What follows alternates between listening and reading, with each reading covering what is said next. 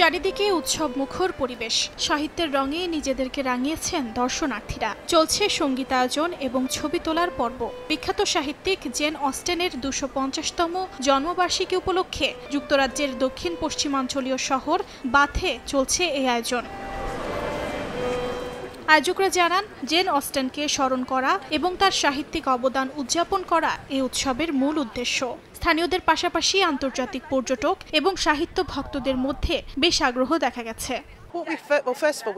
প্রায় ২,০০০ মানুষ এখানে অংশ নিচ্ছেন, যা এখন পর্যন্ত আমাদের দেখা সবচেয়ে বেশি। তারা শহরের মধ্য দিয়ে একটি নির্ধারিত পথ অতিক্রম করবেন, যা পার্কের ভেতরে এসে শেষ হয়। এটি সত্যিই একটি চোখ ধাঁধানো দৃশ্য। শুধু অংশগ্রহণকারীদের জন্য নয়, পথে দাঁড়িয়ে যারা দেখছেন তাদের জন্যও একটি চমকপ্রদ দৃশ্য। জেন অস্টেন ১৭৭৫ সালে জন্মগ্রহণ করেন এবং ১৮০১ থেকে ১৮০৫ সাল পর্যন্ত বাথে বসবাস করেন। তিনি সিডনি প্লেসে থাকাকালীন বহু সাহিত্যকর্মের প্রেক্ষাপট পেয়েছিলেন। তার বাবার শেষ দিনও বাথে কেটেছে। শহরের প্রতিটি রাস্তায় তার জীবনের কিছু না কিছু স্মৃতিকে ধারণ করে। অর্জিতা শেহজিন, সময় সংবাদ।